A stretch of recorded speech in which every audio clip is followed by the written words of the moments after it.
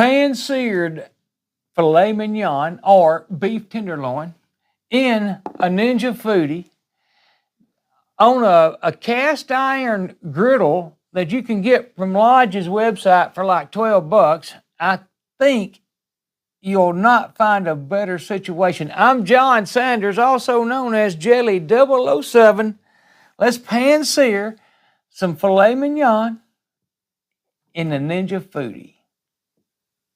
Okay, there are the two filet mignons I'm cooking tonight, and I'm only going to cook one at a time. I don't want to crowd that skillet. In fact, you can see it's fairly small. In fact, it's 7.25-inch round cast iron serving griddle is what Lodge calls it, and that's lodgemfg.com, and not affiliated, just showing you how to get to it. It's $11.95, and it worked excellent on my grilled cheese the other night. I'll say that. It is a really good thing to have. Again, it's only 7.5. You can see, big steaks wouldn't go in it. I've got other things for that. If you watch my grilled cheese video, you'll see the other devices I've found on here that may work. Well, what we're going to do is this right here. I'm going to set the Ninja up at 450 degrees on the broil feature. And we're going to set it in just like this on the double rack with that in the high position. I'm going to put a little butter in there. Once I get it to say 450 degrees for a few minutes, I'm going to drop some butter in there. I'm going to have these a little bit of salt on and pepper on these, and we're going to drop those in and see how well it does. Well, I say those one at a time, like I said. I'm going to cook one of those in there, drop it in, and see how it does, and we're going to flip it over, and I think it'll be fine. I'm going to use this right here to try and look for around 130. That's what we're looking for. Y'all hold on. I'll get that started, and I'll be right back. Okay, so the griddle has heated well. I probably added 10 minutes to what you see right there, and I'm going to cook this one first. I mean, I'm eating one tonight, and one of them is for mine and baby doll's steak and eggs in the morning. So what I'm about to do is open this up, drop some of this butter in, see how well it melts, brush it around a little bit, and then follow that with that steak. So here we go. I think everything's good. We're going to open it up. I'm going to put 1 pat of butter in there. You know what? I'm going to put 2. And then I'm going to brush that around just a little bit. And that is plenty. That's plenty of butter, but I'm always good with that. I'm even going to let that butter heat just a minute. So we're going to let that butter heat up and get caught back up. I want it to be as hot as I can get it. So I'll be back in just a second. Probably in a minute. We're going to drop that in. Okay, so quite honestly, I can't stand it any longer. I think that is plenty. I'll show you what it looks like. It's got kind of a brown, it's browning a little bit. It's going to have that nutty flavor. There's nothing wrong with that. And you hear it. So we'll move that to make sure the butter's on it real well. We'll move it around a little bit, make sure it's kind of flat. Close that lid back. And I'm actually going to add some thyme right now. I don't care what time it is, just I don't want it to cut off. I'm going to be standing here with my Thermopen watching temps. So, be back in a minute. Okay, so it's been in about 2 minutes, and I want to see how it looks. And I'll show you too. And a little gray on the top, but I don't think that's going to matter. When we get done with it, it's going to look a lot better. So we're going to put that right here, close it back, and let it go. So we'll see what happens here in just a minute.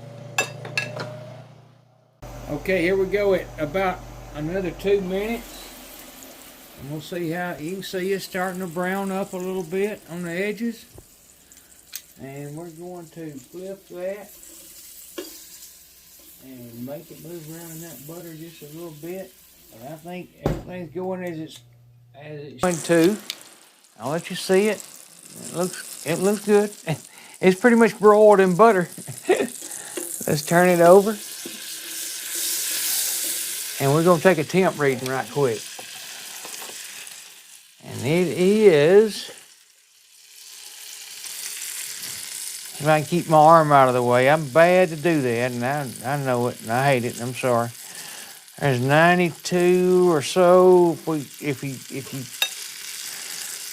figure all the way back through, there's 109, 101, 99. It's nowhere near done. So we're around 100 degrees. We'll let it go.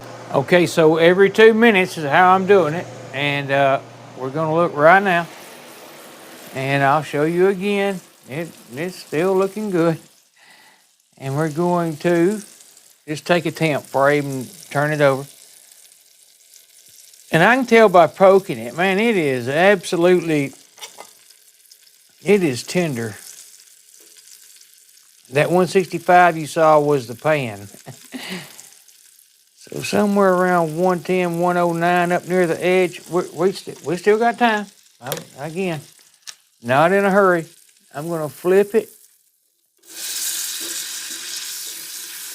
and close that lid back, but I assure you, this is fixing to be a very good buttery tasting steak. All right, I said every 2 minutes, so that was it. And there's what it looks like. Excellent. We're gonna take a temp. I may flip it this time first. I don't know why. Just to show it to you. There's no way this is not going to be an excellent piece of meat to eat. And let's see what we got on temp. I'm gonna turn that the right way. 131. We are pretty much, I'm gonna check it one more time. Real slow. As a matter of fact, we overshot it, or I'm in the wrong spot. The 130, what did I say, 133? That'll do. So let's get that out of there. And I assure you, well, I don't have to tell you. You can tell by looking. You know what filet mignon's like anyhow. That's what we're about to do, is cut that up. I'm gonna let it rest a minute, but you can see it. There is nothing wrong with it. And that cast iron, and I think it turned into like 10 minutes. So 10 minutes on cast iron, seared as perfect as I know how to get it. And I'm fixing to do the other one, but we're gonna cut this one up and see how it looks first, because this is probably the one we're gonna do the video on. This will be in the morning for, I'll go ahead and cook it, but just like that, I'm gonna eat this one tonight. But just like this one, that one will be sitting in the refrigerator. All I do is heat it up tomorrow and have some of the best steak and eggs you've ever ate. But there's not going to be anything wrong with the one I want to eat here tonight either. So be right back. Okay, so let's see how it looks cut up. I got a feeling it's going to look excellent, but let's look.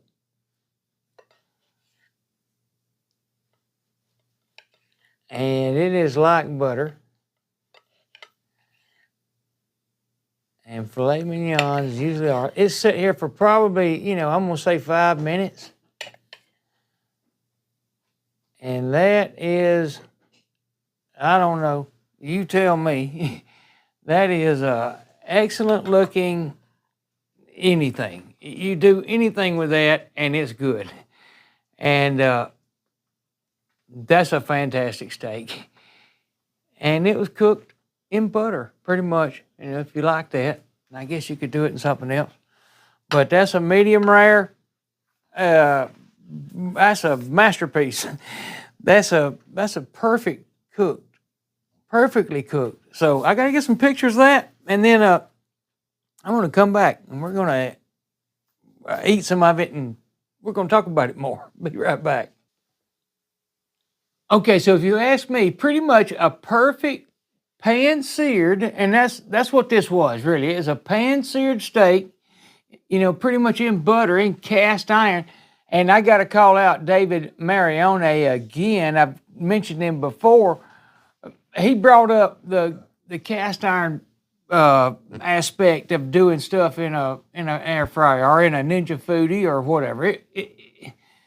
it changes the game a little bit, and you can do so much more with cast iron. If you can get it in one of these, it works excellent, and there's plenty of things you can do that with. So, like I said, if you look into things like, we just pan-seared this one in pretty much butter, but you look into compound butters, and they're really, really neat. You can do the same thing with that little $12 skillet, I call it, that you can cook your steak in and change the flavor of anything as good as, say, this right here, which is a filet mignon. And you can do it to a ribeye too. But anyhow, hey, thank y'all for watching my video. I love y'all all. Come back to see me. I promise you, you'll love this recipe. If you buy the little $12 dish, I think it'll pay for itself. Y'all come back to me. Y'all have a good night, and bye-bye.